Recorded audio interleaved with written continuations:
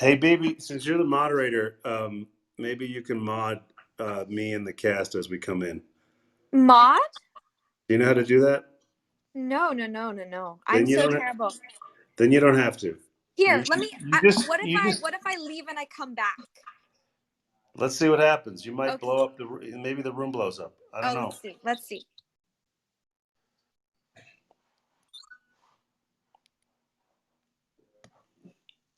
Baby, that worked. Okay. That was amazing. That worked. Yay! All right. Michael's here. Anthony's here. Ava's here. Isabella's here. Hey guys. Hey y'all. I was really trying to figure out how to join this, and I was really not figuring it out. But now I'm here. Michael, you have a little party hat, which means you're new to Clubhouse. So congratulations. Yeah, that's why I Welcome couldn't to figure out how to Clubhouse, use Michael. it. Woo! Hi Ava. Hi. Hi Ava. I miss you, Queen. Hi, Ava. Hi, everyone. Oh my God. How are you guys This is gonna doing? be so fun. Phenomenal. I'm just vibing right now. Cool. Yeah, I just watched the first episode of season 2. Yay, me too. Ooh, And it's so cute, and I cried. Oh my I'm God! so I excited. watched the first episode. Wait, really? Wait, baby, you gotta ask them to send it to you. They totally can. I have. No one sent it to me. They're like, oh, sorry, baby, not today. I guess so. I'm gonna wait. We're gonna wait a few minutes for Rachel and Mason, and Anthony Turper will never figure out how to get on here, so we're not gonna wait for him. Never he in a won't. million years. No, he totally won't. But Rachel and Mason will be here, and George, and then we will get started. Yeah. Thank you all. Thank you all for being here, and thanks for your patience. Rachel is here, so Hi, Rachel. Hi Rachel. Hi. Hey, Rachel. She's still muted. You have to unmute yourself, Rachel. There's like a button at the bottom right corner of your phone. She's not ready. She's There we go. There she is. Hi, friends. How are we? Good. Great. It's raining really bad where I am, but it's kind of nice. Nice aesthetic going on. You're on the East Coast, nice. right? Yeah. How are you doing, Rachel? I am good. I am very good. I'm in Monterey, where the Big Little Liars are. Ooh. We love to see it. Yeah, it's cool. Have you? I was just in Santa Cruz. You were what? I'm sorry. What? Sorry, there were two questions going on at the same time. You were in Santa Cruz. Yeah, which is like I think close to Monterey. Yeah, California is really too big, I think. Yeah, not too big, but yes, probably. No, it's very large. California is very large. So wait, do we just like mute ourselves when we're not talking? Is that like the trend here? I think that's the vibe I'm getting. Yeah, I think so. it's not just a trend. It's also the etiquette. Oh, okay, good to know. But See, you can I'm leave muted. it on if we need the ambient sound of a pass fan. Okay, yeah, okay. You are the king of Clubhouse, Jason. I'm not sure about that, but let's I'm gonna mod this room. I'm gonna mod the hell out of this room. That's what's gonna happen. All right, we're gonna wait for Mason for another 30 seconds, and then we're just gonna go. Oh wait, he's coming. He said he's coming. This is very exciting. Now I'm getting texted. I'm the king of Clubhouse. Thanks. All right, so Mason is here. Everybody, great. Okay. Look at me, prompt as always. This is the impromptu, informal Love Victor Q&A. In other words, the only way we could have a Q&A these days. Yeah, that's cool. We are going to go around, and everyone's going to introduce themselves. I would like you to tell me who you are, who you play, where you're from, and I want you to describe an early life experience when you knew you were an actor. All right? Oh, jeez. That's a lot to remember. I think I'm gonna need you to repeat that like at least 3 Well, more you know what? times. Just say. Here's the thing about this room. Say whatever you want. Okay, great. Okay, so thank you all for being here. We have a nice crowd below, and we'll do Q&A in a bit. But we've also gathered a lot of questions from Twitter and Instagram, so we're going to start with those, and maybe that will represent. All right, so for those, I'm assuming everybody's a fan and has seen season 1. But if not, if there are newbies here, I'm just going to do a quick primer on what this show is. So it goes like this. Where is George? Hold on. Oh crap, George. Somebody text George. All right, I'll text him right now. Okay. All right. Okay. Well, anyway, while we wait for George, I'm going to give you. I'm not going to spoil too much, but also, you're a year late. So, okay. Here's a quick primer. Are you ready? All right. Victor and his family, his parents Armando and Isabel, his sister Pilar, and his little brother Adrian moved from Texas to Atlanta, mostly as a function of the affair Isabel had with Armando's boss. Victor is gay but hasn't come to admit it yet, either to himself or the world. And though he thinks this new high school will be a new start, it turns out that homophobia and judgmental teenagers are the same everywhere. So Victor plays it safe, denies his sexuality and identity, and starts dating Mia, all the while falling for Benji, the cute guy with great hair who works in the coffee shop and came out last year. Victor thinks if he could love any girl, it would be Mia, but he can't bring himself to have sex with her because, in case I didn't mention it, Victor is gay. The strain between Victor and Mia pushes Mia closer to her first love, Andrew, who is a competitive foil for Victor both on the basketball court and in matters of Mia. Mia's best friend is Lake, a status-conscious virgin who tries like hell not to fall for Victor's best friend Felix, but fails in this effort as we build to the finale of season 1, but not before Victor is forced to confess the truth of who he is and who he loves to at least Mia, and his parents and his sister. And before we get their reactions, we cut to black. Okay, that's season 1. You can go watch it now on That Hulu. was so good. I want to watch that show. Okay, great. All right, what's George? George, I'm not gonna. Okay, 2 minutes. All right, great. Yes, Quick question. Why does Michael have a fun like little icon by him? Just out of curiosity. because he's new. He's new to Clubhouse. Yeah. It's like a party hat. Whatever. Yeah, I'm being celebrated right now. Okay. Don't be jealous. It's okay, Rachel. Yeah, come on, enjoy my party hat. I'm not jealous. I'm just asking. Okay, let's go. Let's go around. George will catch up. Let's start with. We'll just go in order here, I guess. BB, who are you? Who do you play? Where are you from? And say something else. Okay, so my name is BB. I play Lake. I'm from Kansas City, Missouri. And I guess I wanted to be an actor when I was very little.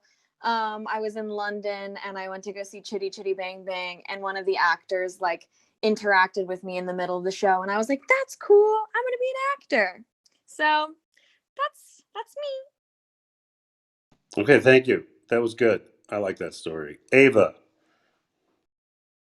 Hello. Hi, my name's Ava. I play Lucy. I'm a new character in season 2. I grew up in Los Angeles, and an early memory, I feel like also very, very young, I was in school plays and things like that, and I very much got a rush out of that, and I think that's stayed with me.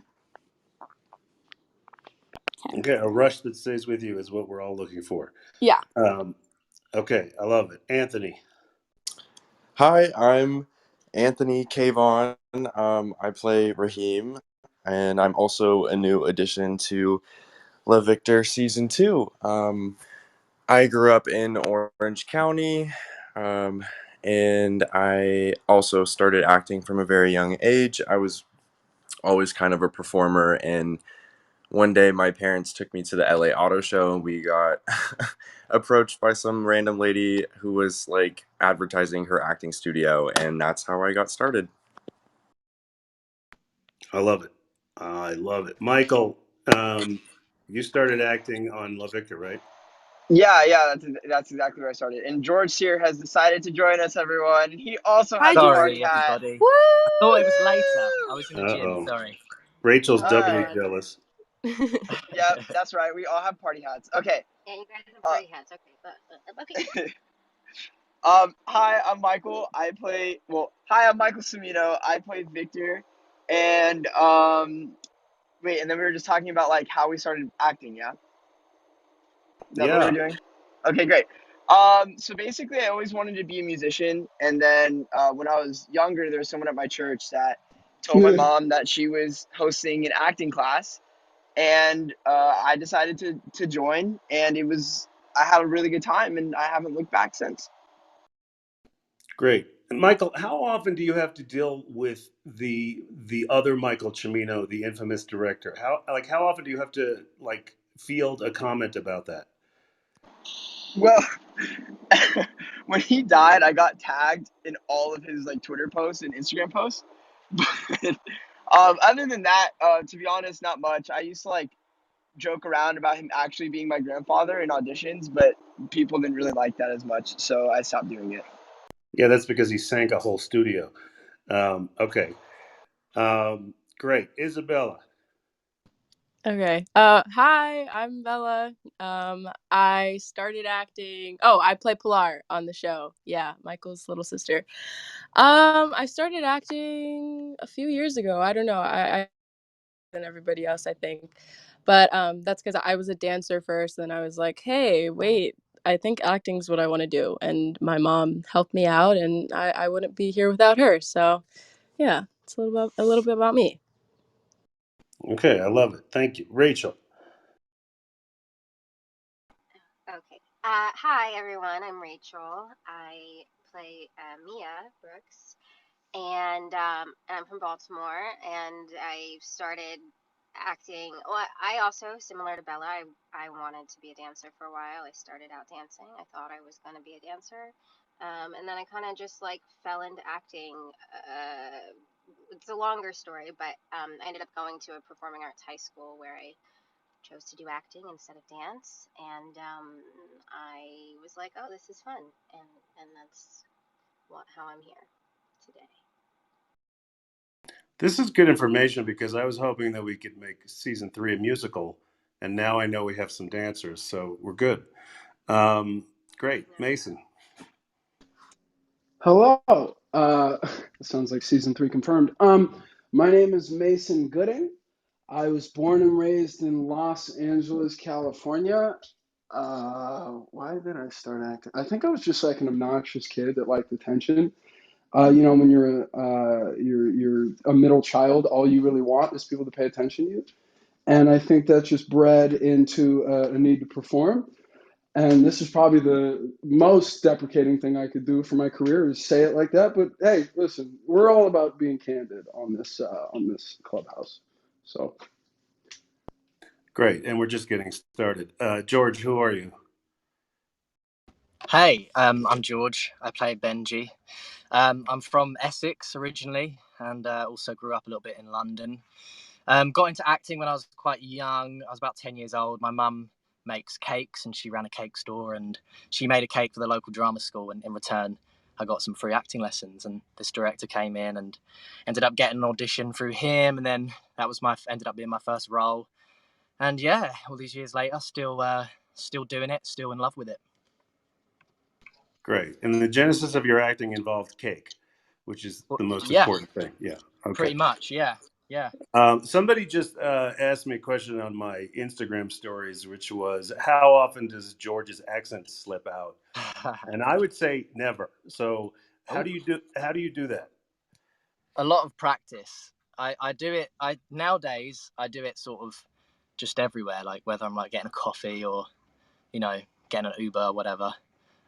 So yeah, just a lot of maintenance basically. But it wasn't always that smooth. It used to be pretty shocking. I've looked back at some past self tapes and thought, oh Christ, no wonder why I didn't get those. Well, I'll just compliment you. It's very good, and often you can tell because the O's are rounded in a certain way. Even if the rest of the accent is good, there are certain vowel sounds that give it away. But you've managed to sort of Americanize it in a way that is indecipherable. Oh, that's good. Glad to hear it. So good. So no ADR for you. Thankfully. Okay, great. So what we're going to do is we're going to do like a popcorn style, sort of a couple of questions. Anybody can speak, open it up, make it a discussion. We'll ask a few questions. Then we're going to do a little philosophical deep dive into what it means to be an artist, because I feel like it. And then we're going to do a free for all from Twitter and Instagram of like just insane questions. Okay, so. Um, is everybody's ready? Anthony This says he's sounds going like to a be lot of here. fun. Okay, good luck. All right, here we go. Ready? First question. How has Love Victor changed your life? Go. Okay. No one else went first, so I'm gonna go. Honestly, I feel like Love Victor has just kind of changed my perspective as an artist. Like, and it made me realize that how impactful art can be, and how much of a mark on the world you can make with, with what we do. And I think it shows me, yeah, that's basically how it changed my life, to be honest. I guess kind of piggybacking off of that same sentiment, I didn't know it could be such a rewarding and like pleasurable experience creating art that speaks to so many different people. I think, honestly, I feel bad for how much fun and how much I've learned about myself working on such a progressive show that also prides itself and works very hard both behind the scenes and in front of the camera to represent such a vast grouping of people. And that honestly is just a humbling and amazing experience. And I think that's something I'll carry through probably for the rest of my life. Here's hoping. Beautiful. Who else? Keep it going. I keep. Well, all right, Rachel, you can go. Well, I mean, I agree with Michael Mason's sentiments as well. I think off of that, it, it on a personal level, it's introduced me to a lot of really wonderful people, lots of new friendships and just bonds that I've really cherished over the last couple of years. I think that's the really cool thing about working on such I guess such like a heart-filled project like this one, where you really do have to, you kind of have to be well, you don't have to be a good person, but I feel like this sort of work where we are engaging with a lot of different like types of people and identities. I mean, I think it's really fostered a wonderful community of people, and so I think that's changed my life, among other things. Yeah, I mean, honestly, what everyone else has been saying, like I feel like without Love Victor, I wouldn't be where I am today. Obviously, I'm a series regular on, and I think it's just really important because work that means something and to be a part of a show that means so much to so many people, including myself. It's honestly amazing. And I mean, it's also like helped personally, like I'm just some girl from had no idea that I'd be able to be on a platform like this or be put on a pedestal. And it's definitely different, but I got to meet all these lovely people, so it's worth it. Just a side note, major shout out to Josh, because our casting director, Is because Josh in he here? put this. Yes, he is. Hey Yeah. Major shout out to kid. Josh, Let's go, Shout out because Josh. Josh. without Hi, him, we would Josh. not have this Hi amazing cast and Josh. crew. Like, he's been Exactly. incredible. Yeah. Love you, Josh.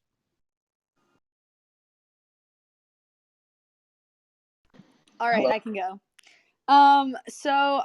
Love Victor has totally been like, I think joining a show during the pandemic was pretty crazy, and I've just felt so blessed to join a show that I am such a fan of. And also like get to work with and meet people that I adore, and it's just been an incredible experience all around. Okay, I'll Hi. go too. Ooh. Oh. Okay. Oh, Kind of kind of piggybacking off of what Ava and Bella were saying, and pretty much everyone. Um, I definitely feel like Love Victor has changed my life for the better. I've been doing this a while, and I've been on a lot of sets that have felt like really toxic, or maybe the cast just doesn't get along as well. But Love Victor's completely different. Like, I've never been on a set that was so warm and welcoming, and like everyone gets along, and it's just like honestly such a special and like magical experience. And coming onto a show like second season where there's already been like a dynamic set by everyone else, it's a little daunting. I was definitely a little nervous coming onto the show, but seriously, everyone has been so amazing, and like I have so many friendships that I mean, I can't even imagine how I've like lived so long without meeting some of these people. But yeah, I would say that like the friendships that I've made on this show have definitely changed my life for the better. Beautiful. Go, Well, BB. Yes. I was just going to say, I've learned a lot about teamwork. I think because of the show, it's the first time I've done a show that was, comprised of so many young actors, and I think when you're all peers and you're all sort of like, I don't know, playing classmates, it's just taught me a lot about teamwork and how we really have to work together to make this thing. I feel like maybe I haven't had enough caffeine today, so I'm a little inarticulate, but there we go. I thought that was very articulate. I want to hear from George, and I'm going to introduce some more people. And Anthony Turple showed up. We pulled him away from Red Dead Redemption 2. That's a great game. All right. Yeah, and How y'all doing? and we're here. So, Anthony, we'll get to you in a moment. The question is, how has Love Victor changed your life? But I want to hear from George, and then we'll introduce some new speakers. It's changed my life in so many ways. I'm so grateful to be a part of this show. Like kind of what everyone else has been saying. I've made so many amazing connections that are hopefully lifelong. And it's really like been the first time that I've been able to play a character for this long, and that's kind of brought its own joys too. Just like seeing, like you start to kind of feel somewhat attached to that character when you're playing them, and like it's really cool to have that experience, So I guess there's been so many things, but that's one of them. And well, I have another question for the room, but let's so I want to introduce Josh and Abigail and Anthony. So let's hear from Josh. Say hello, please. Josh is responsible for this whole gathering. Hi, I'm Josh Einson. I'm the casting director, and thank you for the warm fuzzies shout out. That was great. I appreciate it. And I love this bunch. They're actually as delightful. Oh, this group is actually as delightful and sweet and as talented as you imagine that they are. It's very special to get to put this group of people together. And I miss them actually in person and hope to see them like their actual faces soon. Yeah, we need to miss do that. You too, Josh. We miss you, Josh. We miss you. Yeah. Love you, Josh. Thank you. That's a good segue to my next question. But Abigail, say hello. Hey, Jason. Thank you for adding me. I just stopped in today. I released a song today, so I'm like nervous, but thank you. Tell us who you play and oh yes, of course. And played... tell us a little bit about your music or your songs or how Love Victor might have influenced anything. Thank you. Of course. I played Wendy in season 1, a little bit of season 2, and Love Victor changed my life so much. I don't even know where to begin. I wrote... I'm also a singer-songwriter. Again, I'm not being very articulate, like BB was saying. I'm a singer-songwriter. I play acoustic, electric guitar, bass, ukulele, piano. I play all the instruments on my tracks except drums. Last year, after Love Victor came out, I started releasing some of my original music, and I wrote a song from Wendy's point of view called Love You Right that I released, and my song today is called Scream It to the Whole World. It's kind of my coming out song for the world, and I'm like so freaking nervous, but I couldn't have been able to do it if it weren't for Love Victor. Love Victor changed my life. This song is based on something that happened to me in high school, and whenever I would get the courage to tell anyone, I grew up in Louisville, Kentucky, so they would always be like, that's fine, but you don't have to tell anyone, no one can know, that kind of thing. So when Love Victor came out, I had this entire community of like LGBTQ kids on my page commenting things to me, and it was this whole accepting community. And I realized like people can know. You can be yourself. There can be a place for you in the world to be who you want to be.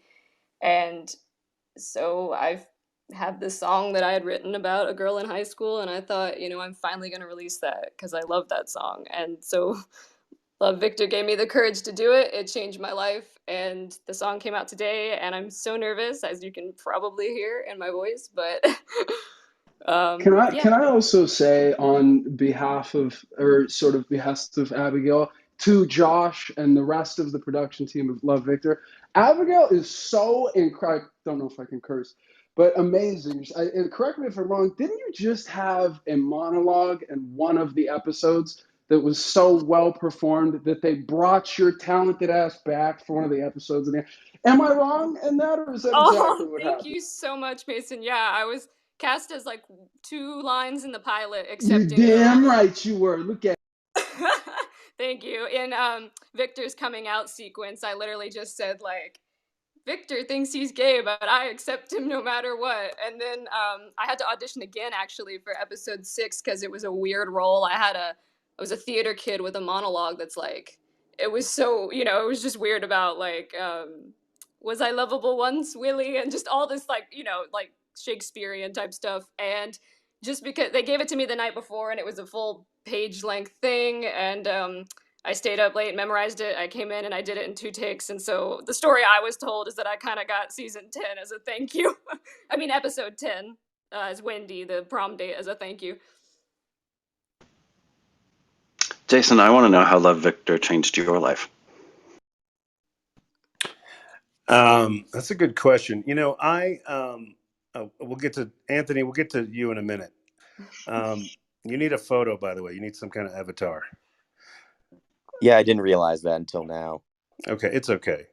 Where's your party hat? Anyway, it's very rare that that as a working director you get to work on a show that affects so many people's lives in a real way. And not just the thing that really struck me was not just in the present, but I got at, at least a dozen notes from high school and college from people who are now who are my age, who said, I wish I had a show like this in when we were in high school, when we were in college. But the fact that it exists now almost becomes this sort of like redemptive return, like it just sort of frees them from who they felt they were trapped as when we were in high school and college. And so to have that effect, to be working on something that has that kind of effect on people I know and people I don't know, and the letters I've received has been, when I was in the 90s, I did a piece for the Children's Hospital of Los Angeles, and we were able to affect legislation to create an early detection system for a children's cancer of the eye. And I was like, okay, this is a good use of film because we're doing something, like we're making a tangible difference. And as much as I've worked on some great shows, I really haven't felt that since then. So it's just nice to be a part of something like that. Anthony Terpo, tell us who you are, who you play, and then anything else you want to talk about. Yeah, I'm Anthony, and I play Felix, and yeah, Love Victor changed my life a lot. As an actor, especially as a kid actor, it can be a lonely existence, and so when you find a group of people that are just so welcoming and so friendly, and you connect just on an emotional level, it means a lot. And I found that in Love Victor with the cast and the crew. I have never been on this amazing of a set before. It's just the camaraderie is insane, and so I really appreciate that. And then it's also just being able to do what you love, which is act. And it's a long road, as I think most actors know. And the fact that I even getting to do this is just an honor. Awesome. Thank you. Okay, good. We're going to do a quick speed round. This is a free for all. Just yell out your answers. Okay. I'm going to ask a series of questions and you just go. Okay. Everybody ready? Okay, great. Yeah. Who is Yes. who Yep. who is the Yep. who is the funniest person offset? George Anthony. makes me Anthony laugh a lot. Turpel. And Anthony Turpel. George is really funny. Okay, Anthony, George. everyone is really funny. I don't Everyone is know. funny it, Yeah. equally.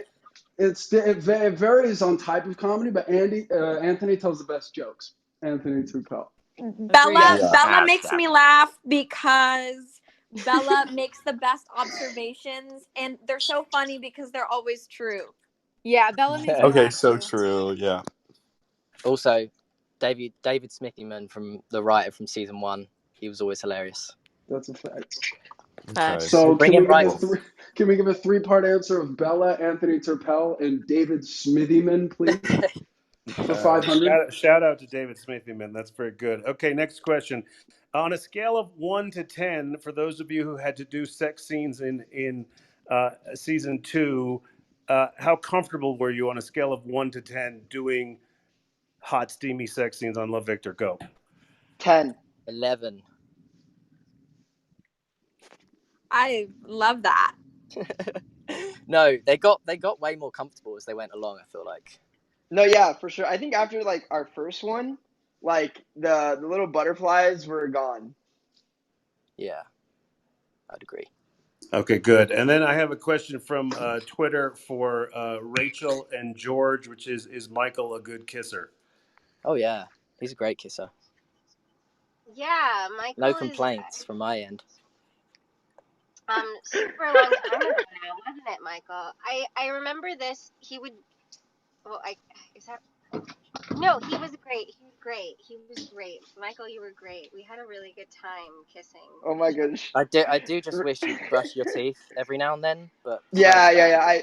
I decided to like eat garlic every day before we I would know, always kiss. I know, it's Yeah, There, it aphrodisiac, just isn't really it? spoke to me. Really, like it just helped me. I feel like Part of your become process. Victor. Yeah, yeah, it's part of my process. So like, sorry, y'all. Just I feel can't like really compromise there. Well, it's for the he art. would do. You would spray the spray stuff, but sometimes he would like be like, "So sorry, I have to burp real quick." Like right before, and then he would spray the like minty stuff, so it like You covered got it. this. And I You was got like, this lovely Michael, mix. but A true it was a gentleman. really pleasant experience overall. So thank you. Okay, good. That's the end of speed round number 1. Speed round number 2 will be soon. Now we're gonna do another popcorn style round. This is for the actors from season 1 into season 2, and the question is, can you name an acting or performance challenge that you overcame in playing your character from season 1 to season 2? Mm-hmm. Oh, that's interesting. Yeah, let me think about this one. Give me 2 Yeah, seconds. me too. I mean, I'll start off with a bit of a softball, but I have the absolute strongest proclivity to laugh every time Anthony Turpel tells a joke on set. And I came to season 2 thinking that maybe I should probably be a professional actor and not do as much of that so we can actually get through a day of filming. Which speaks, I'd say, volumes both to Anthony's immense talent to both be so unapologetically the character of Felix in the moment, so much so that it can pull me out of it at any given moment. But I like to think maybe I've pulled it together for season 2. Obviously, you'll have to let me know June 11th on Hulu. But yeah. This is a follow up question. I'm sorry, Anthony. One moment, please. This is a follow up question for Mason or for anyone, and it goes to sort of the difference between who you are as a person and who your character is. What preparation or what process do you go through to kind of get into the Love Victor world? Very different world. Right. Well, the world of Mason, as you all know very well. I'll start out by saying Andrew is vastly different from who I am as a person, both in his level of confidence as well as the way he interacts with other people and personas and personalities. So to say it's a bit of a hurdle to step into his mentality is certainly an understatement, and I can't stress enough with scene partners as effortlessly talentless and thoughtful and communicative as I have on set. I do a lot of scenes with Rachel Hilson, even big scenes where the entire cast is in high school. It serves to make the most effortless transition into what is a world or dynamic that leads with love first, with kindness first, that is only possible to achieve because the people portraying these characters are they themselves wildly lovely, wildly kind, and honestly just good looking. But that's, whatever. We're not really counting, uh, you know, superficial stuff like that, but it is true. I love it. Anthony Turple, you had a big shift from sort of sort of comic relief and comic love story in season 1 to some much more heavier lifting in season 2. How was that transition, and what did you do to sort of make that fluid for yourself? Yeah, it was interesting. We definitely see a different side of Felix. And yeah, I mean, over time you just kind of get into it. And I luckily, like Mason said, amazing cast by my side. So it's very easy to just kind of flow into it. Plus Betsy was incredible, amazing human being.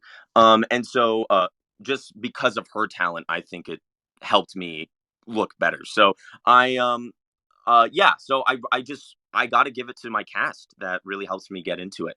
And plus it's just such a easygoing set, and there's no worries and anxiety to it. So that really helps the flow of everything. Also, to kind of jump in and I guess kind of make an addendum on what I said, it's similar to the cast. A huge kudos to the production team and the production design that make each and every set, though we're not actually filming in a house in a lot of cases, it's rather a soundstage made to look like a house or a school.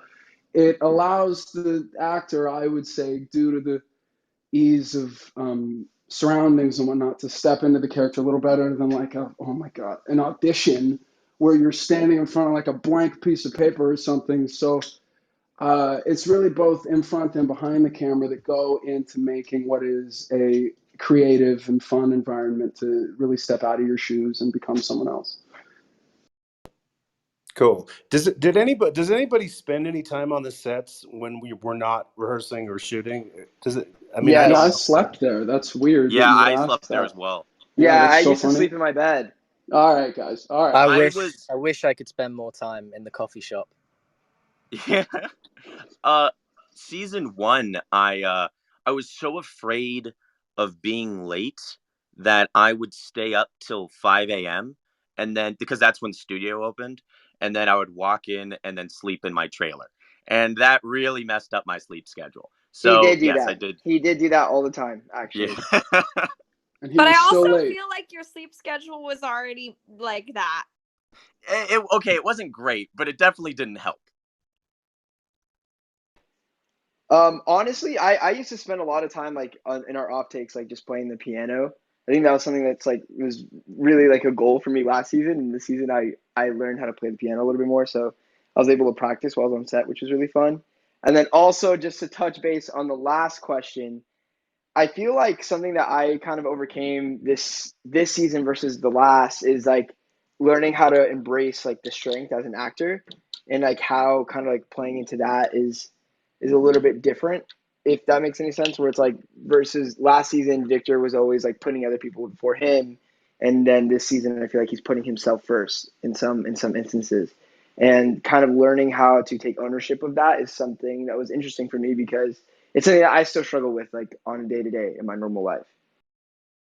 I think the audience would love to sort of just hear from you the difference, like sort of the difference between you and Victor, and if you and Victor were to have a conversation, who would be giving what advice? In other words, like where can you see the wisdom that you should be giving to Victor, and where does Victor see the wisdom that he could be giving to Michael?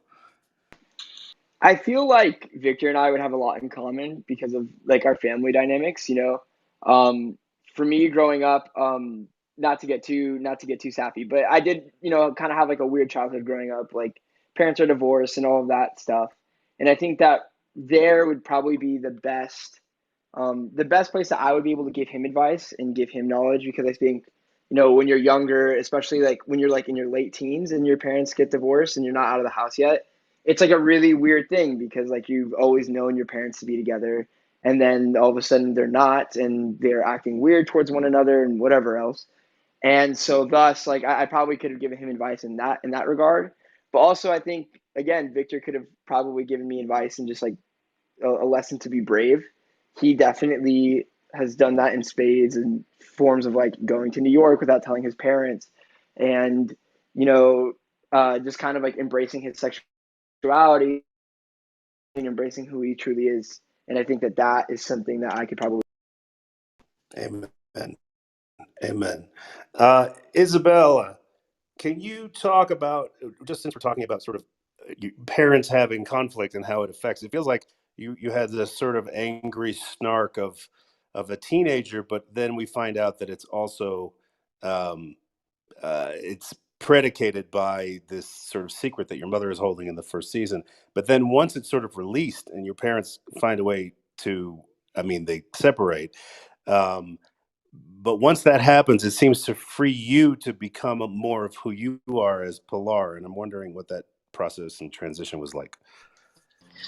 Yeah. I mean, season 2, Pilar kind of grows and she matures into, I guess, like her own person, really, because like all the cards are out on the table. Like there's really no more lies there. So she kind of has that room to grow and just be who she is and find her people. She gets a new friend group, Raheem, Anthony Kavon. I'm so excited for the world to see him because his character is just so amazing. And I think also his character in particular really helps Pilar, get out of her comfort zone and get out of that box that she was once in. So it was fun being able to play her.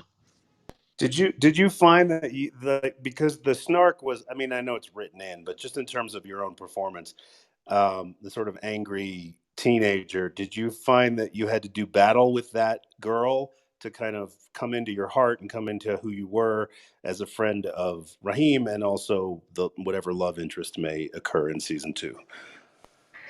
Yeah, I don't think that I'm like a snarky, like like mean girl in real life. So it definitely wasn't easy like yelling at like Anna Ortiz. She's freaking amazing and having those moments with her. But I think that's what makes it fun when you're able to play a character that you're just not like at all in real life.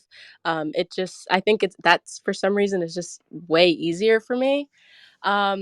So yeah, I guess season 2, like her snarkiness kind of gets toned down a little bit, and I think that was fun because people get to see another side of Pilar. So yeah, it's good. Okay, great. Anybody else want to talk about the transition from season 1 to season 2? And then I have a question for Ava and Anthony. I feel like the BB. writing definitely shifted, and that just kind of aided in the sort of change between seasons. So that kind of like that just kind of it felt quite natural in that way. Yeah, did you I mean, do you this is just a question, I guess, do you do a backstory of what your relationship was like with Derek and how it's different with Victor, and how that Um, sort of I opens you, or do you just kind of roll with the Victor of it all? I mainly really just rolled with it. I thought about it a little bit, but I feel like it was it was probably, I knew it would have been such a different relationship and a different dynamic. But I don't love doing backstory as an actor in general, so I just kind of rolled with it. Yeah, that's cool. Well, and it shows because there's an urgency in the moment when you're acting, Yeah. where I don't feel any research or any. I just feel the No, I moment, which feel is like that's it. yeah. I want to be as close to just being in the moment as possible, and sometimes backstory can just sort of cloud it all, or make you Yes, yes, overthink it. Whereas you should just be trying to be present with it. exactly. A question for Ava and Anthony as new cast members, and I think this is because I know there's a lot of actors in the audience, and I'm just wondering, you guys sort of came into the fold, and you guys fit right in, like you it was almost like The Shining, like you had always been there. And I'm wondering if you can sort of give any if there was anything in your own demeanor or your own character or your own understanding of how to ingratiate yourself when you come in as a guest actor, to create that trust with an existing cast. Well, I think that like a lot of that credit goes to the season 1 cast and like how welcoming and friendly every single person was, and making me and Anthony feel like comfortable. I fully agree with that. When I come onto a set as a guest, I try to keep, my head down as much as possible and just do my job. Because normally when you're a guest star, you're only there for a week or two. In this case, Ava and I were there a little bit longer than that. And definitely the season 1 cast made us feel completely welcome and like made us feel like a part of their family, really. And you're right, when Jason, you said that it almost felt like we were there the whole time. It did feel like that, like we just completely meshed so well together, and I'm really surprised and grateful for that, because it's really rare. Beautiful. Okay, we're going to do another quick speed round, and then we've been talking for 47 minutes. I'm going to open up to a few questions, and then we'll talk some more about process. Okay, speed round. Are you ready? Here we go. In a Hunger Game type scenario, who is the final survivor? Oh my God, that was definitely asked by Charlie. We've been over this so many I times. feel like Bella. I feel like you could We be. decided Bella or Me? Yeah. it was Bella. Yeah, I think it was Bella. It was Bella or yeah. It was Bella or Ava. You'd play the game. That's what you played the game. Yeah, I do remember Charlie Hall telling me that because he played this game on set. That's right. And he told me that I won, but I feel like it would be Bella. You're He told me Maybe that you'd be a close second, Ava. Honestly, You I got- think Mason would win. I think I'm actually I feel like he'd first have to a hard go. time killing people. I I feel think like he'd you're have a hard time actually killing right. people, I but think everyone is ganging up on me and ripping my off and using them as weapons. Whereas you were the first. Sorry. Probably incited. No. Yeah. Weren't there 2 winners in the original Hunger Games? Spoiler alert, but the book's been out for like 40 years. So All Bella right, and Ava. Ava can win. I'm chill with that. Is that our answer?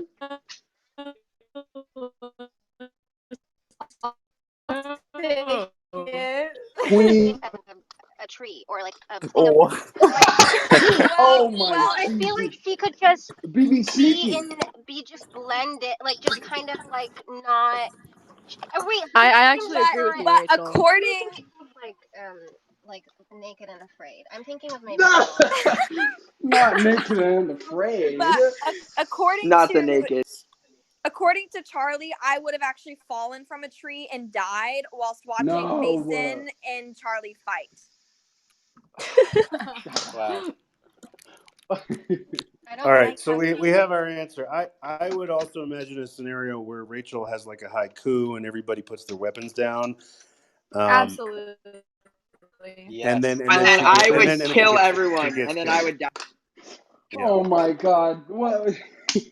I'm the worst Okay, vegan we ever. have so I'm gonna reset the room. This is the Love Victor Please. cast panel. Thank you all for being here. We're gonna take a few questions now. So once you've asked your question and it's been answered, I'm gonna send you back to the audience. So understand that's part of the thing, because I want to just keep the panel. So we have our friend Alex. What is your question? Hey, Jason. Hey, everyone. Thank you so much. Hey, thank you so much for having me. I watched season 1 the moment it came out on Hulu, and like have literally been rewatching it every day since. Practically, I started Club Victor on Clubhouse because I needed more people to talk about it with. The show just honestly means so much to me. The moment that stands out to me most in season 1 was the motel scene between Victor and Benji. And I was wondering if Michael and George could walk us through their process for preparing that scene and a behind the scenes story from that. Thank you That's so a much. great question. Good That was a question. Yeah. great question.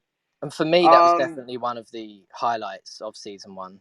I think we spoke about that before. Yeah, yeah, Actually. definitely. Like it was definitely one of my highlights of season one for Yeah. sure. Like I think what was cool about it is that there wasn't a lot of people in the room. So it really felt kind of like raw and just like true to life, you know, and fun fact, we really had to rush that day because we were running out of time. But it felt so real and just like good and I don't know, we had a lot of time to Yeah. play around though. Yeah. The kind of the smallness of the room was it definitely helped the sort of intimacy of it and staying in that intimate sort of space. And yeah, I mean I wanted to do that scene justice and sort of really, so I really just tried to stay in it as much as possible and just sort of be in the moment, you know, with Michael there.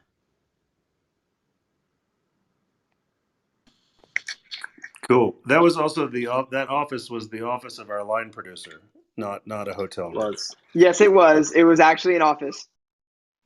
I mean that room. Yes, exactly. Okay, Alex, do you feel good about that answer? Amazing. Thank you guys so much. I can't wait for season 2. This show, life changing, beyond favorite show ever. Thank you so much. Thank you, Thank Alex. you, Thank Alex. you. Thank you. It's great. Sakshi, what is your question? Am I pronouncing that correctly? So hey guys, so I just want to ask, like, from season one or season two, what was the one performance by any of like, from any of the actors, like, that impacted the whole set? Like, you could see how much people were moved by the scene in front of them. It could be from either of the seasons. That's a good question. Um, does anybody know? I feel like this is kind of a tough one. I mean, it's tough because there's so many answers. I'll give again. I feel like, especially given the comedy format, a lot of times when you think of things when they're the timing by which I feel like a lot of the cast members are able to keep up the jokes and the dialogue to make it feel as exciting, even though you're just talking and having lunch. Specifically, BB in a lot of the cafeteria scenes, always just my jaw drops to the floor the way she picks up on cadence and timing of jokes and delivery. And that's something I personally feel I need to work on as an actor. So when I see her do it so flawlessly, for me, that is incredibly moving and something that I every time, both seasons 1 and 2, that just I exemplify good second. acting. Aww. I second and third it as two people. Well, I didn't hear what you said, Rachel, but Mason, that's very nice. Thank you. Thank I It's you. guess also true. I completely agree with everything that was just said. Also, I have two things, I think. Well, the first one was in season 2. I guess you guys haven't seen that yet, but there's a moment where Victor is arguing with his parents or something, and I was just watching behind the scenes, and Michael, he played it one way in which he just kind of went off, and I don't know, I feel like everyone just got really quiet because it was so intense, and everyone was kind of well, what do we do now? I don't know. And I don't know, it just kind of hit me because I was like, wow, that was really good performance on your hand, Michael. I don't know if they ended up using that in the actual season, but Thank you. it's really good. You're so sweet. We didn't wind up using that one, but yeah, I that was my favorite. I think my favorite scene this season, to be honest. Yeah. And Watching now, Rachel just do anything is astonishing. I think you're so talented, Rachel. You are seriously just one of my favorite actors, period. Especially the scene where Mia, in season 1, in the finale, sees, Victor and Benji on the bench. Heartbreaking, gorgeous, wonderful. really fast because I thought of it as someone was talking. We want to talk about people that are nothing like their characters and have to step into a role and go through a process. Mateo is nothing like his character, but pulls off that little boy better than you ever could have expected from any actor his age, or maybe just in general. And some scenes in season 2, without giving away too much, the way that he conveys the struggle of being a child suffering, or at least enduring through tumultuous parental, dynamics, is just something to behold. And I can't wait for people to see the absolute masterclass that is Mateo. I agree with that. He's like our secret weapon in post. We're like, cut to Mateo. Just cut to Mateo. We're not getting Cut what to we Mateo. need. Just go straight to Mateo. Cut to Mateo. He's not even in the He's scene, not but even just in the cut to scene. Mateo. The whole scene, the whole time, like we have a whole episode where it's just Mateo watching people like act. Season Yeah. 3. Well, that'll be season 3 if we don't get picked up. We'll just do it. There's 3 moments for me that like stopped us dead in season 2, and I don't want to give any spoilers, but there's the way Anthony and BB, they have a very specific conflict about betrayal through a number of episodes, and that arc is magnificent to watch. And the way they negotiate and the way they navigate that relationship is really tremendous. Um, Mia's confrontation with her father in season 2 is something to behold. And when Victor and Benji have to confront Victor's mother, that is also a showstopper. So look forward to those. Thank you. Sakshi, do you feel like your question was answered? Yeah, I was really good. Thank you, guys. Okay, thank you. Madison, what is your question and hello? Hi, okay. Hi, everyone. Hope you guys are having a great Friday. Woo, it's Friday. Jason, I think I've told you this before. I don't know if you remember, but I love how this show incorporates the Latino culture, especially being Latina myself. It's just really great to see new shows that are up and coming and bring more Latin aspects to it. So I really appreciate it. So also thank you, Josh, for casting this wonderful cast. So my question is, what is something that someone taught you when you were first starting out that stuck with you that you wish you can share with others? Okay, I got this one. This is all right. This is gonna be my last one because I have to go after this. But something that really stuck with me is that show business is 10% show and 90% business. Ultimately, we also have to make stories that like do well and like obviously like sell, right? And that's why I think it's so impactful that Love Victor did so well, because it shows big production companies that there's a market for LGBT storytelling, and I think that's like a really exciting time because I think we're in a time now where it's like they want more Latino stories, they want more Black stories, they want more Asian stories, they want more LGBT skewing stories. So I think that it's really exciting for actors that are people of color, and just to be able to actually act and get jobs now and not be stereotypical. So I think that is the most exciting thing. And with that, I have to go, y'all. Love you guys. Bye, Michael. Bye. Thank Be you. safe, Thank you, Michael. Michael. Bye. Where are you right now, Bye. Michael? Mason said bye, baby. Love you. Bye. Bye, mwah. Anybody else have thoughts or advice, wisdom that you've got early and stays with you?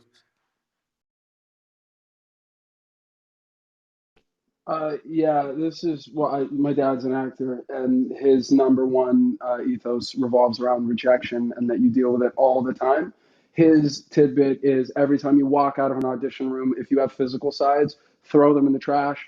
If you've just auditioned over Zoom, treat yourself to a coffee, let it go, because regardless of what you think you did or how great or bad you did, more often than not, there's a lot more going on behind the scenes that you could ever control.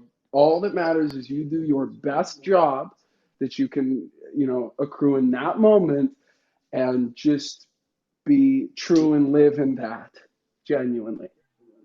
Very true. Oh, sorry.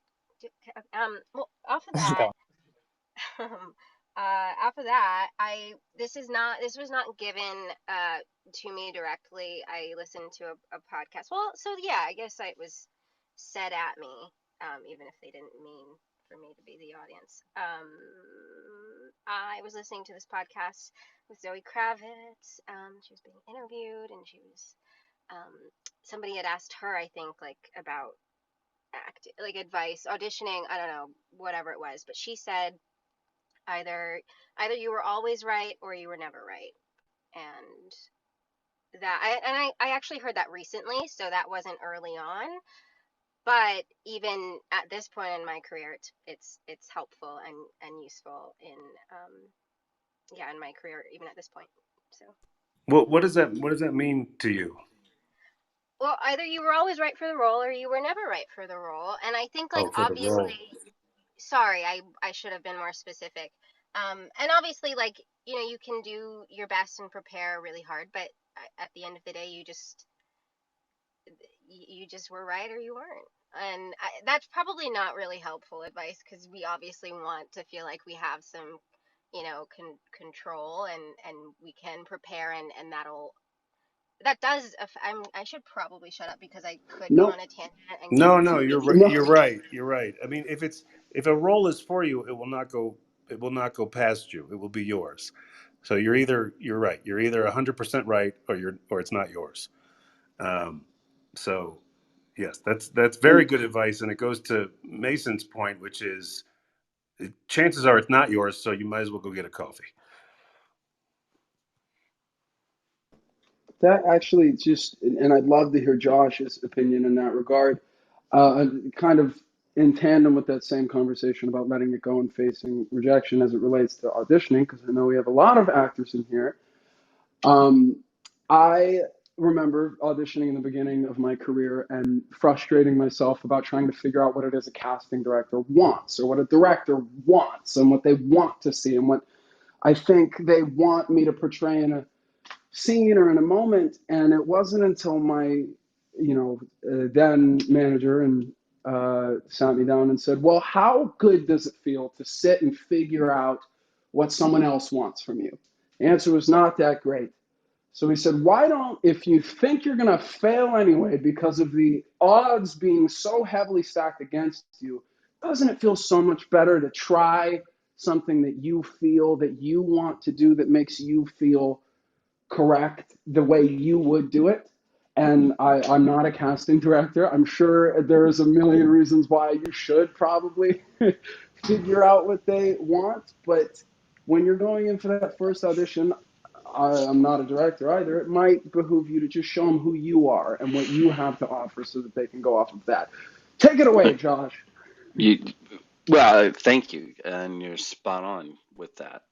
I You're think handsome. everything that you all have been everything that you all have been saying. Um, I know that actors, when they leave the room, feel like if they didn't get the part, it's because they did something wrong. And that's just not the case. We saw a lot of wildly talented people for this pilot. Um, and the process was long to make sure that we ended up with the right cast. But they were right for the roles. It's not that the other people were bad or wrong or did anything.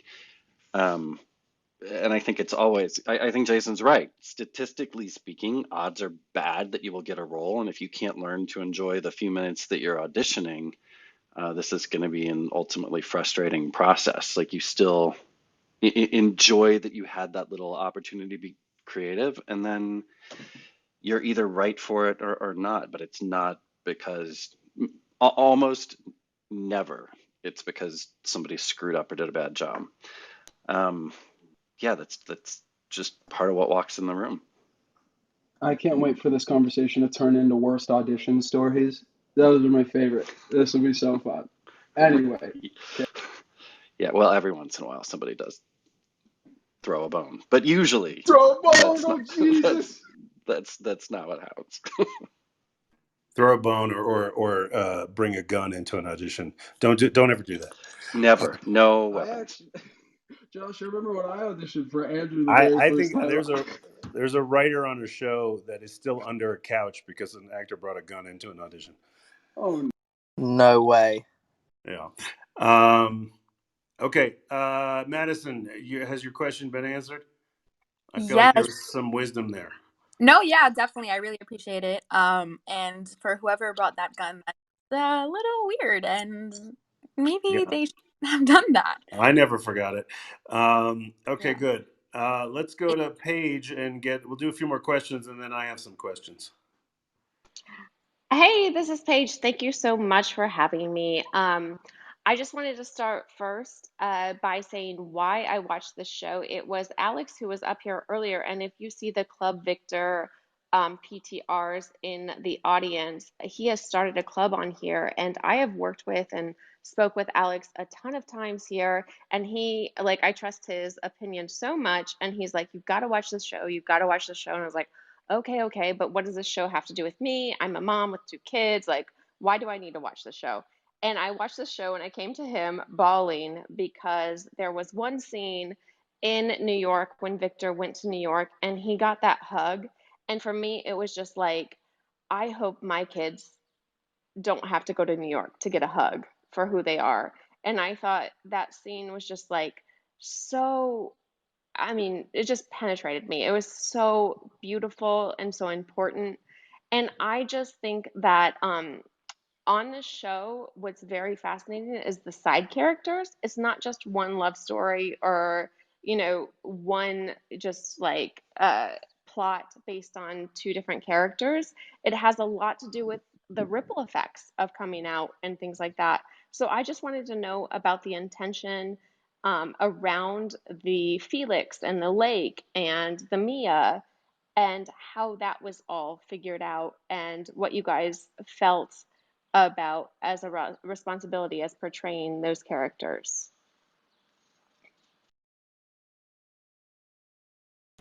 BB I or Mason? No, I to that same effect and talking about side characters, there is something to be said, and a massive amount of credit going to the writing staff for writing so many different, multi-dimensional characters. So, something I like to cite as a really interesting narrative foil, and I'll use Pilar as an example because I think she's both incredibly well written and performed, but to start the season off, she's cold and unloving, both to the people around her as well as her family in a lot of cases. And it's through the dismantling of her parents' marriage, through the catalyst of cheating, that she then takes it upon herself to enact a sort of justice unto Victor and Benji's relationship once cheating rears its ugly head in their relationship as well, and citing her motivation in a lot of cases to put other people aside from herself, safety and well-being ahead of her own, which again, in most television platforms, I won't call anyone out specifically, they don't necessarily deal with that as a character trait in a sporting character. That being said, you have stories like that, and that's one of many. You could also look at Mia's lapse or lack of a true mother figure and her dynamic with Lake and how that, starts to justify how she acts towards Victor and the way that she leans on him in certain situations and then gets hurt in the end for doing so. And it all just goes back to that incredible writing that makes so many different characters so interesting to watch and follow from episode to episode. I'll stop talking. Well, to sort of follow that, after speaking with, some of the writers, I think a lot of the writers find little bits of themselves in each of the characters. And so subsequently, I think the audience can find a bit of themselves in every single one of the characters. And so I think that's one of the, many reasons that side characters are important. I think regardless of your age or your sexuality, you can feel like you relate to one of the characters on screen, which is really, really cool. I'll let the actors get back to it because that's why y'all are here. But I just wanted to mention Isaac and Elizabeth, who created the show, aren't here. And I know that when we first were talking about the casting of it, the hope was that it would continue to have further seasons. And I think that everybody, once you see season 2, you will find that many characters that felt more secondary early on are going to take a much more central role this season, and that it will feel like more of an ensemble as everybody's worlds grow out, which I think was an exciting intent from the beginning. And I'm excited as a fan to get to watch that this season, especially like y'all were talking about earlier, giving all the actors a chance to stretch in new directions with their characters. Yeah, well, that's something I'm excited to see as well. I was gonna say, I feel like I get a lot of messages. I probably sound like a broken record because I've said this so many times, but I get a lot of messages from people who either feel like they had a Mia in their lives, or they kind of were a quote unquote Mia, and regard like if somebody had a Mia person in their lives, they then now have like a new sort of understanding and empathy for that person, and I think it's really cool to see that perspective. And then as we move into the second season, I really enjoy the way that the writers have explored sort of that duality that like Mia obviously um, it is hurt by the end of the first season, but she's also she really cares about Victor as a person and as a friend, and so seeing her navigate sort of you know those two things existing at one time, being wanting to him to be himself and then also feeling hurt. I feel like it'll be cool to see that progression, and to see just like, at least from my character standpoint, I'm excited for people to see that, because it's a complicated thing. It's really complex to sort of navigate these relationships and these dynamics, especially in high school. So yeah.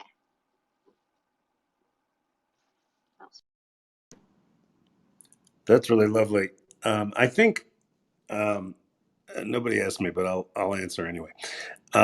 I think the show understands what its central premise is, which is about being yourself, which is about identity, which is about learning how to love. Um, and so once we sort of crossed that Victor threshold in season one, we earned our way into these other spokes that are all about the same things, that are all about finding love, finding yourself, finding your identity, being true to who you are. Um, so thank God for that's central premise, because it helps us coalesce everything into one show. But it all, even though they're disparate stories, it's all really one story. So okay, great. Paige, you feel good?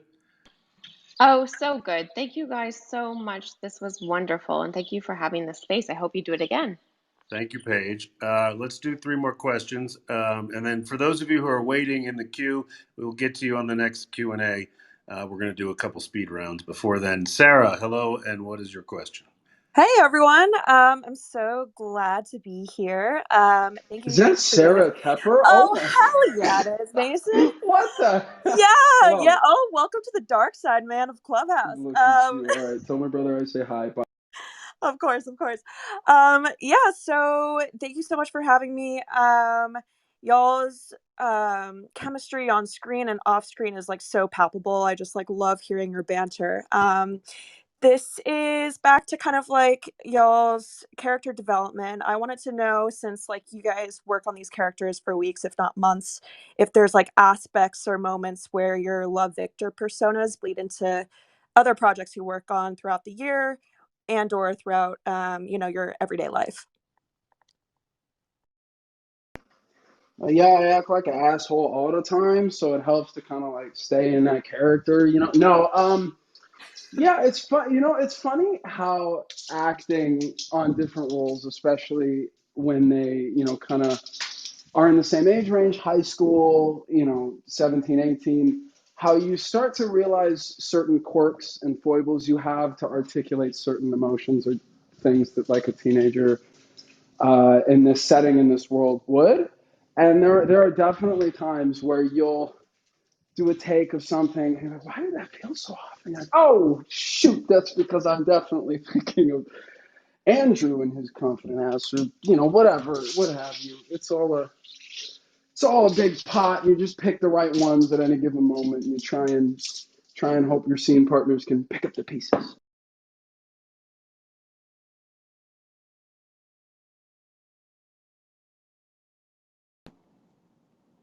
Ava, did you find Lucy bleeding into your life in any way, shape, or form?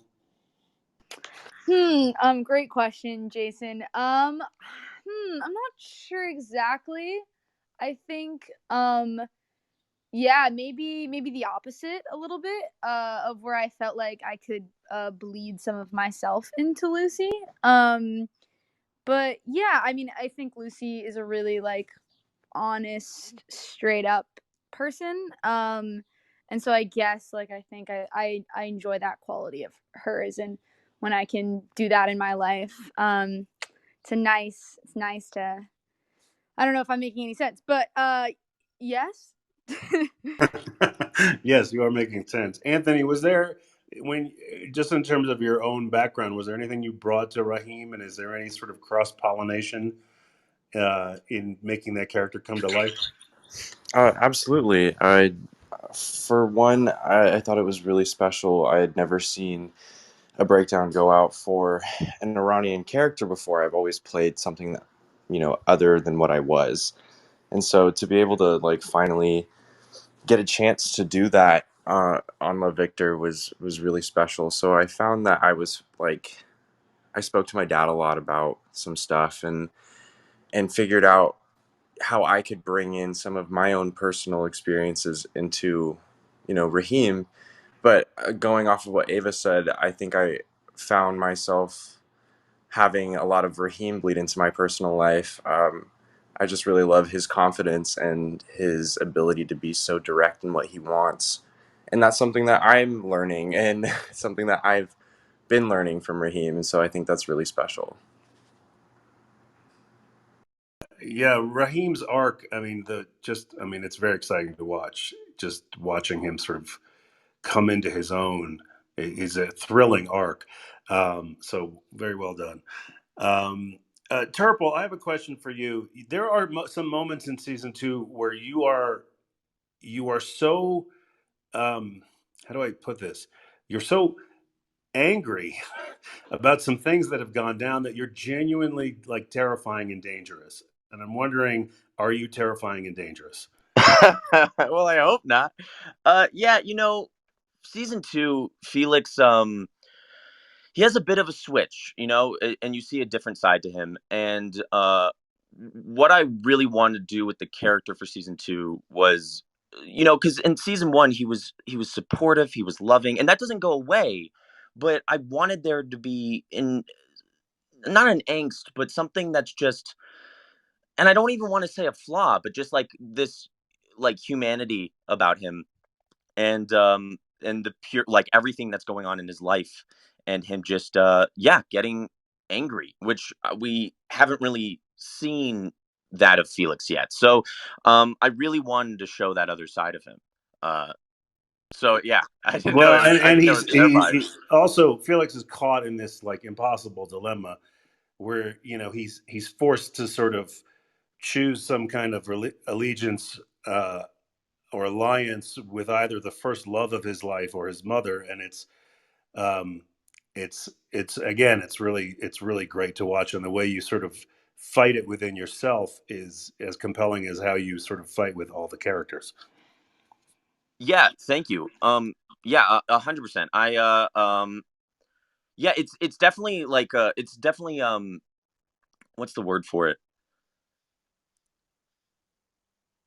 It's definitely a switch for sure. It's definitely a switch, and I think Felix is just, he knows himself so much, but he's also like 16.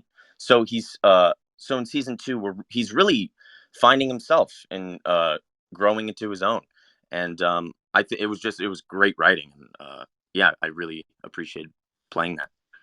Cool. And BB, what about you? I mean, it feels like you're how do I say this? I feel like you're more complicated than Lake, but you create a complication in Lake that is, I'm not making any sense. Anyway, talk about you and Lake. I mean, I think Lake and I are very like fundamentally different people in terms of like what we think about and what our insecurities are and what our like confidences are. That's our strength. That's a better word. I think like all of that is very different.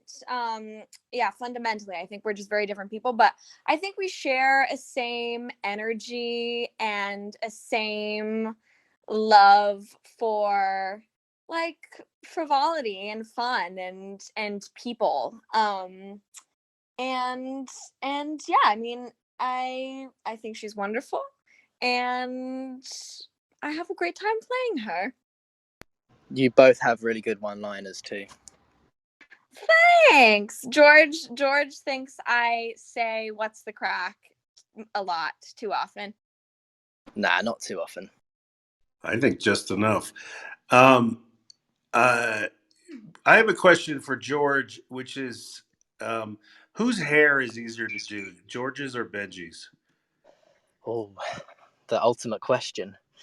Um, um, I don't really bother with my hair day to day, so probably mine. Okay, great. Benji's is more to worry about. I noticed though on some of the cuts it like looks all different, like depending on the edit, because it's a bit long. Yes, but we find continuity, but just by Yeah, yes. yeah. Rachel, I just wanted to bring this question to you because you have sort of an anchor in Victor for most of the first season, and then in the second season, you sort of, after the surprise at the end of the first season, you spend a bit of the second season finding your footing, finding where you belong, and I'm wondering sort of if that relates to Rachel in any way, and how you kind of found that aspect of finding yourself again after the whole Victor debacle. Oh, Jason, I feel like this could get really deep. And I don't know. Just kidding. Yeah, she's left alone, a little high and dry. Lake leaves her for, that person, that guy. And then, yeah, and then Victor for the other guy, and, lovely people, truly lovely people, Felix and Benji. But yeah, I think she's definitely trying to find a sense of place and a sense of home, and I think she's also just trying, in doing so, she's able to, I think, find her voice a little bit. I think it's ultimately a good thing for her, because I think she wasn't. I think she's looking out for herself a little bit more, and that comes with some trial and error. She definitely goes through some things this season, and yeah, I think throughout this second season, we definitely see her as navigating her world. Yeah, her world is changing and expanding a little bit, and I guess in this post Victor iteration of her. Yeah, I don't know if that answered your question, but It did. Yeah, no, I mean, it's a tough place to be, but it's nice. Again, it's a nice arc to watch her find perseverance and a confidence she didn't even know she had. So okay, great. Sarah, how you feel? Oh, awesome. Yeah. Thank you so much, Jason, for hosting this room, and congrats to you all. This is great. Thank you. Okay, thank you, Sarah. Nat, let's do two more questions, and then we'll do a philosophical round, and then we're going to wrap this up in about 35 minutes. Is that okay with the cast? I Great. have to head out right now, but I love you guys, and thank you so much for putting this together. I'm very excited for everyone to see season 2. Love you, Hi, Beatrice. BB. Love you, Thank you, BB. BB. bye, Thank BB. Bye. Be at you. Bye. peace. All right, Nat, what's your question? Hi, all. I just want to say that I am like such a huge fan of this show. As a queer person who comes from sort of like a difficult religious background, to see that represented on screen is really incredible, and I'm really looking forward to season 2 and seeing more about how that plays out. Because I mean, even though I'm 23 now, there's still a lot of that from my past that sort of echoes into my life. So just to see Victor going through that and seeing a character who I can relate to on such a specific level has just been really incredible. So I want to just thank you all for caring so much about this show, because for people like me, it's insane how much it means. So But on a lighter note, there have been some hints that there's going to be more music and more singing, obviously from Benji because he's in the band, but also maybe from Victor too. And I was wondering, like, if you could tell us about what kind of music it's going to be. Is it covers? Are there original songs? And if not, is that something that you'd be open to doing in the future? Yeah, there's definitely more of a bit of a musical thread through this season. There is an original that Benji does in one of the episodes. Can we say that? Is that a spoiler? You can I say it. can. There Well, I are think. 9 original tracks that we've written for this season that will be released on a soundtrack coming soon. Ooh, that's exciting.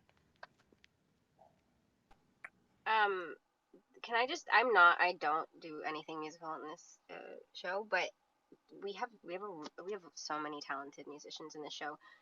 George being one of them, and you'll get to, I guess, see glimpses of that or hear glimpses of that. But everybody in this cast is just has so many gifts, especially musically. So just saying. So I'm sure you'll hear things eventually, if not very soon.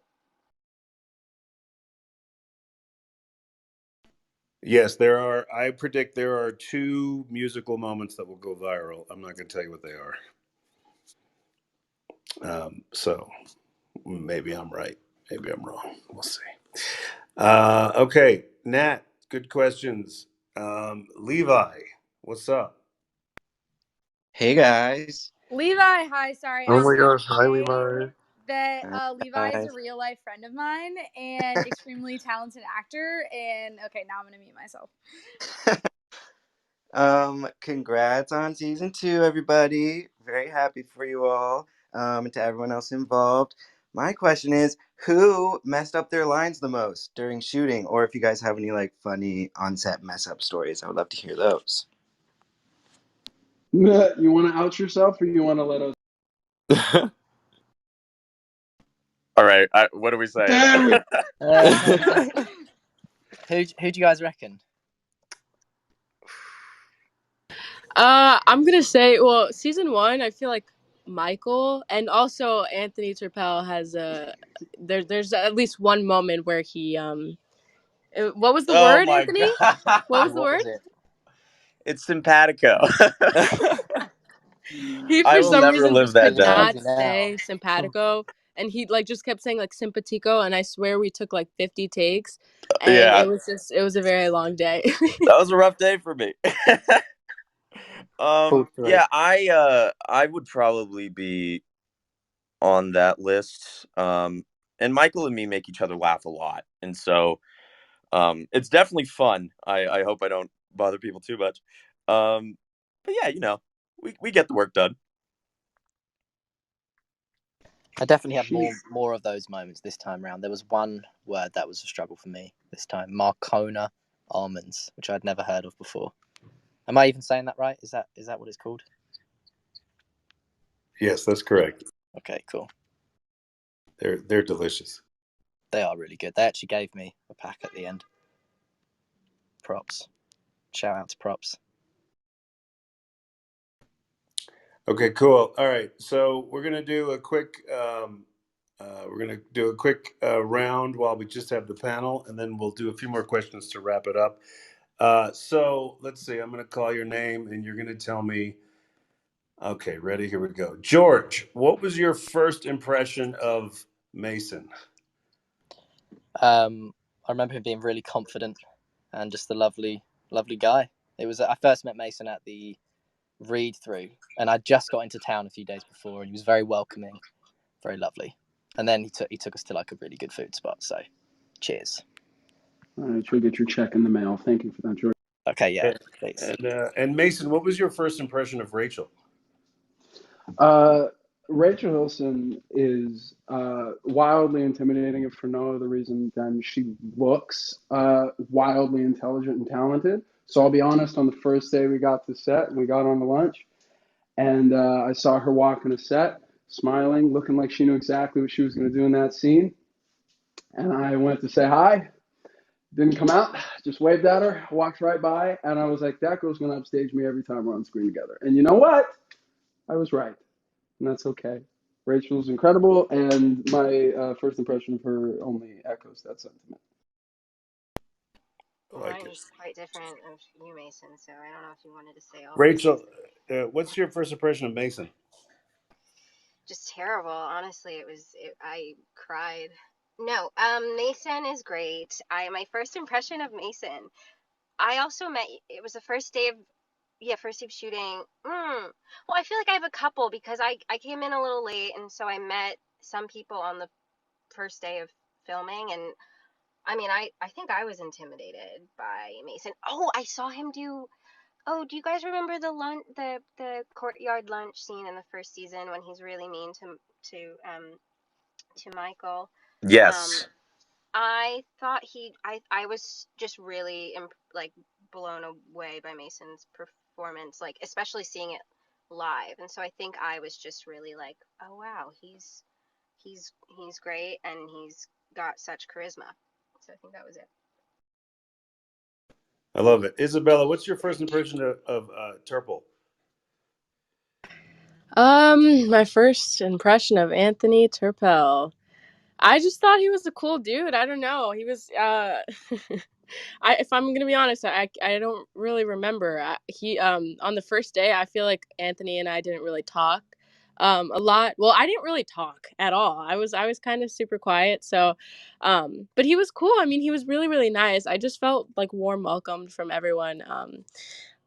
Obviously everyone's so lovely. So yeah, he's great. He's a good dude. Okay, I love it. All right, so let's see here. We're gonna wrap this up soon. Um, I'm gonna quote David Bowie, and then I want you guys to comment on this and tell me how you find. Or let me quote him, and then I'll ask the question. Okay, here's the quote: "Always go a little further into the water than you feel you're capable of being in. Go a little bit out of your depth, and when you don't feel that your feet are quite touching the bottom, you're just about in the right place to do something exciting." So, how do you trust yourself to go too far? And when in season 2 did you have to dive into the abyss? You know, Whoa. uh, throughout my acting career, I've always thought that you have to be comfortable with failure. And if you can get comfortable with failure, you're able to try things. And if you're able to try things, then extraordinary things can happen. And that's where your best work comes from. And so for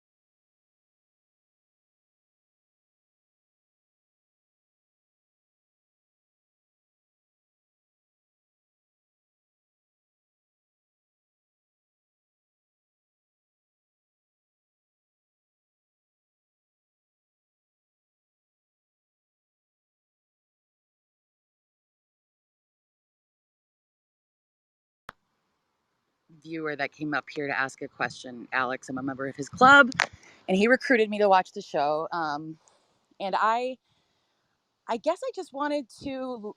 I don't know if you guys, you probably have a better understanding of this than I do, but you have made such a huge impact with this show. And, just watching it for me, it brought back a lot of nostalgia. And I had a couple of friends in high school that I went through their coming out experience with them and was a huge support.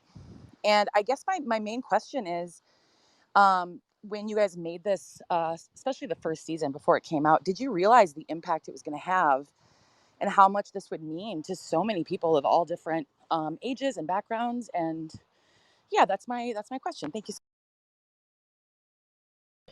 I feel like we all knew that we were working on something special, but it's, you never know like the full sort of impact or the full reach it's going to have, and it's been amazing to just see that like continually grow as well, like coming out around the world, and now like the buzz of season 2. And but yeah, I don't think you can ever predict those things, but it's been a real like blessing, you know.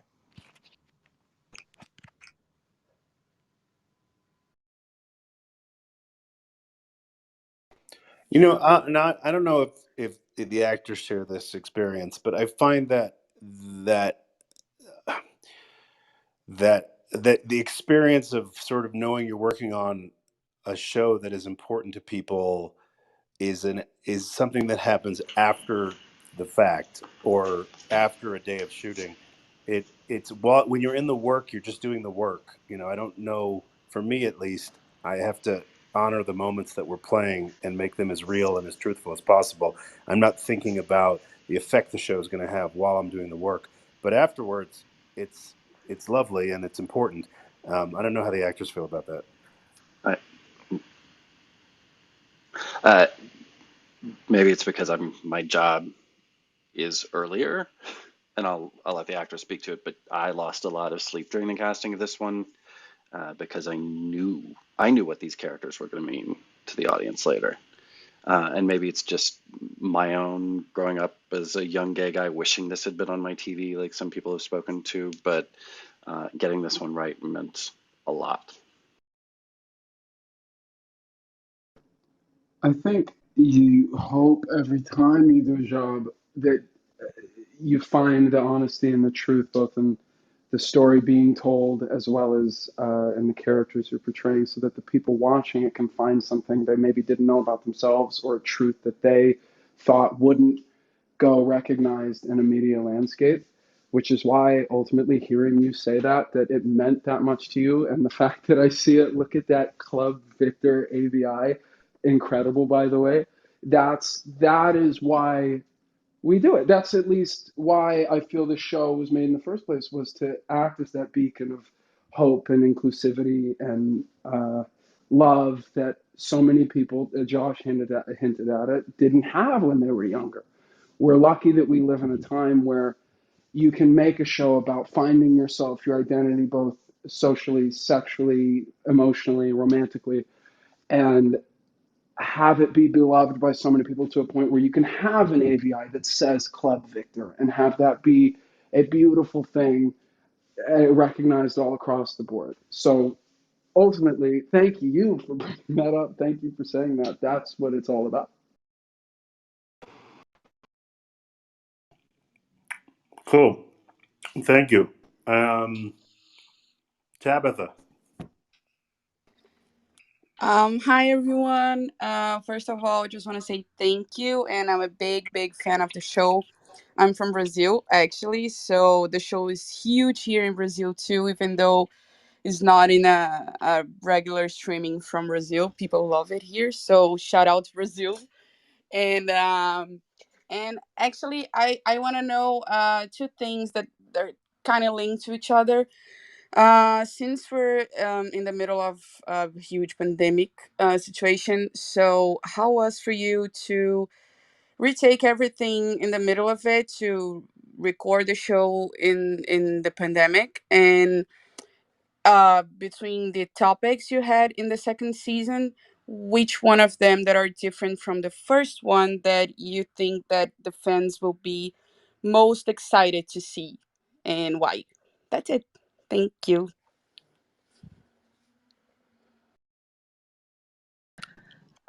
Oh, Rachel, did you want to go? Okay. Oh, well, yeah, filming during a pandemic, it's obviously very, very different. It was, I feel like 10 times harder. But I think it was really good that we were able to build this like family dynamic during the first season. We were all just so close, and so it made filming season 2, even during a pandemic, 10 times easier. Obviously, like we had to, quarantine and get tested like 3 or 4 times a week. So that was a little different. And obviously, like, I guess, we were also like super close with like crew last season. That kind of altered the way that like we were able to interact with them. So that was kind of hard for us. But we persevered and we got through it. So that was super exciting. This season, I don't know. There's a lot going on this season, I feel like. But I think everyone's gonna like it for just like the drama and the love triangles. There's a lot going on. So it's very exciting.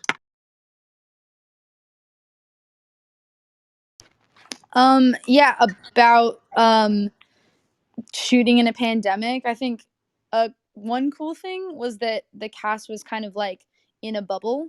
I know for me, I had just been seeing the people I live with for months on end, and so to get to go somewhere and like meet new people and have this like little tight knit community where there wasn't like a social life. It was just like going home and then set. And that was really cool, and I think that was a little bonding in a certain way, because we were all getting tested and able to see each other but not really able to see other people, and so I guess that was kind of cool to just really bond in that way.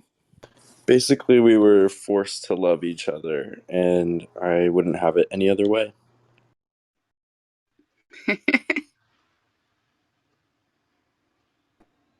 It's also, I think, to Anthony's earlier point, like because we couldn't hear or see each other, and because our healths were at risk, our health collectively was at risk. We were highly focused on the work and getting in and getting out. There was a lot less distraction that was self-imposed. There were no unforced errors. Okay, Yeah, Tabitha, you feel that good? yeah, I do. Can I just ask you for you to send a big shout out or a kiss or a hug, anything to Brazil? Because Brazilian fans asked me to, and I have a YouTube channel, so they asked me a lot about it. So if you could, please. We Shout love out you, Brazil. Brazil! Shout Love out you, to Love Let's you, Brazil. Brazil! Brazil. go! Yay! Brazil! Thank you for I don't know I how watching. long love you, you're watching this Brazil. show, Come but to we love you for it. Brazil! You You're I do. have You amazing. learned deliver Thank that. you.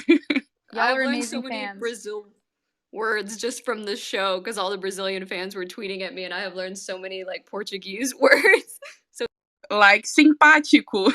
yes, Simpatico. Yep. Thank you very much, guys. Can't wait to see the show. Okay, thank you, Tabitha. And our final question, and for those who didn't get to ask, we'll do this again once you've seen season 2, and we'll try again for more questions. Michaela, what's up, and what's your question? Hi guys, thank you so much for choosing me. Means a lot.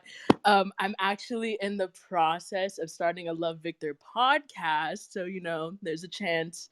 Might be hearing from me. Hopefully, who knows? Hopefully that works out.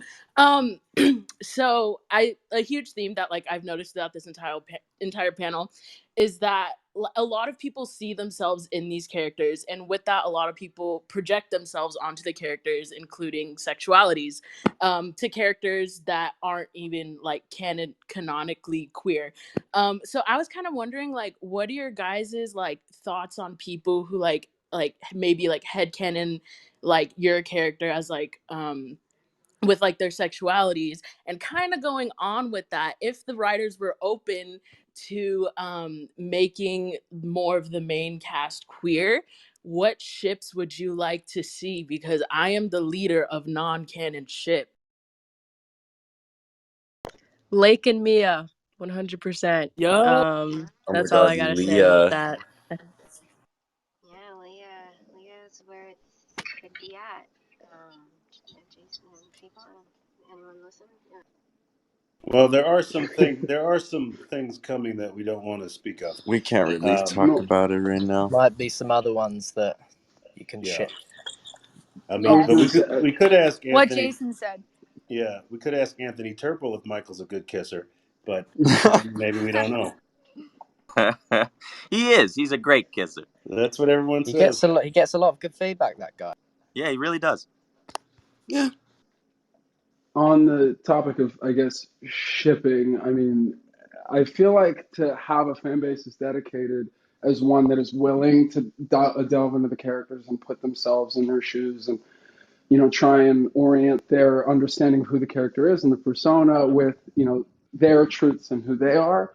I feel like that just speaks to a loving and dedicated fan base. Like, I feel like, especially with Love Victor, I'm probably not alone in saying that I have the utmost amount of trust in writers who probably comb through Twitter more than any of us. So I have to just imagine that they themselves allow who they are and what they know to bleed through the characters the same way that understanding the social dynamic and what it means to sort of enact representation on all forms and just be along for the ride. I feel like it's what makes Love Victor so engaging is how things are so subject to change. People are one thing that can be another in the next episode, and it's just a matter of letting Love Victor take you where we can. And as far as shippers go, I mean, we get great fan art out of it, so who can complain? Yeah, and I think like as far as like sexuality goes, I feel like this show is about people growing up, and so there's a lot that is like I think people that changes and it just like is a representation of growing up. And what you're witnessing is a coalescing of the many of the writers who are LGBTQ, um, just telling stories, telling their own personal stories from high school and college, and then wrapping it up into the characters in this show. So there is an authentic collection of voices that are creating this. Jason, I love hearing you use coalesce in a sentence. Did I use it twice? I'm sorry. Yeah, I'm very excited about it. It gives All me right, I could have gone with dovetailing, but okay.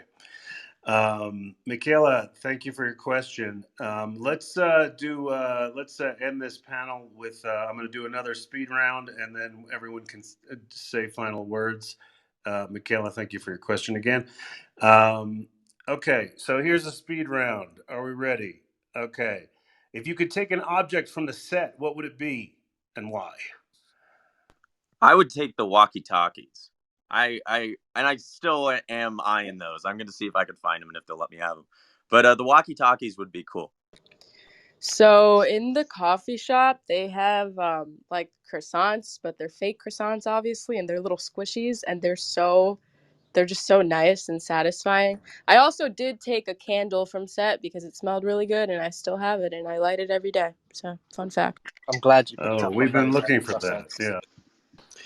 I actually accidentally stole one of Raheem's rings, and I'm wearing it right now. Accidentally? So it was totally an accident. Wait, Definitely wait. something that Yeah, wasn't yeah. planned. Definitely, for sure. I have Don't a tell I would have Molly. to question. take the coffee machine.